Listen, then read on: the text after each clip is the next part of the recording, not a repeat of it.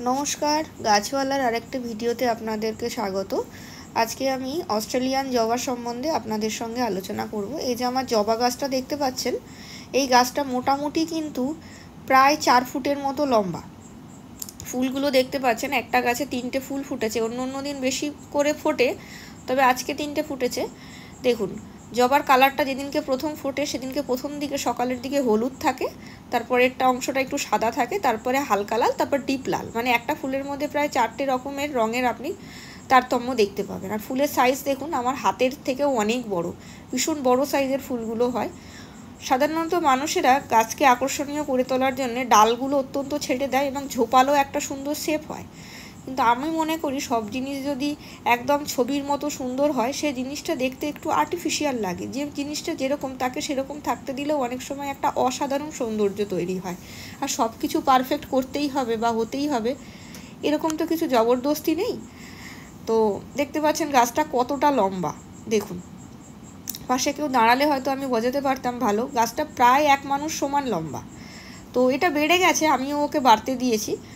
তো যাই হোক, গাছের মাটির ব্যাপারটাই আসি। টবটা মোটামুটি 8 ইঞ্চি একটা টবে করা আছে গাছটা।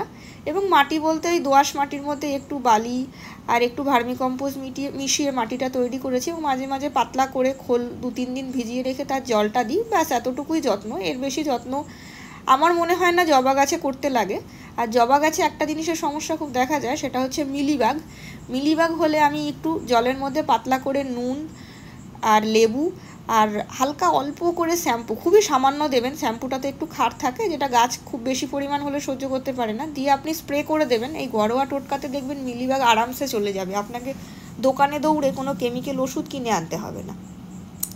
সাহস করে একবার করে দেখবেন, ফল পাবেন। দেখুন গাছটার সৌন্দর্যটা দেখুন, একটা গাছে 3টে ফুল ফুটে আছে। এটা বিকেলবেলায়, আমি বিকেলবেলায় প্রায় সন্ধে হতে আসছে ছবিটা তুলেছি, ভিডিওটা করেছি, কিন্তু এখনও জবা ফুলটা কি সুন্দর ফুটে আছে। প্রকৃতি পরিবেশটা দেখলেই বুঝতে পারবেন। সময়টা বিকেলবেলায়। দেখুন আমার ছাদ বাগানটা একটু আপনাদের দেখাই। এই স্বল্প একটু জায়গার মধ্যেই করতে পেরেছি। ওই যে বালতিগুলো দেখছেন, ওর মধ্যে পদ্ম করা হয়। বাকি এই দেখুন বাগানটা দুধারে সুন্দর করে ফুল গাছগুলো সাজানো রয়েছে, যতটা সুন্দর করতে পেরেছি আর কি। আর এই দেখুন বিকেলবেলা, বেশ পরন্ত বিকেল, সন্ধেবেলা। জবা সাধারণত দুপুরের পর থেকে শুকিয়ে যেতে শুরু করে, কিন্তু এই ফুলটা 2 দিন থাকে। একটু খুঁজে পেতে ভালো নার্সারি থেকে অস্ট্রেলিয়ান জবা পেলে নেবেন, ফুলগুলো ভালো থাকে। ধন্যবাদ, ভালো থাকবেন সবাই।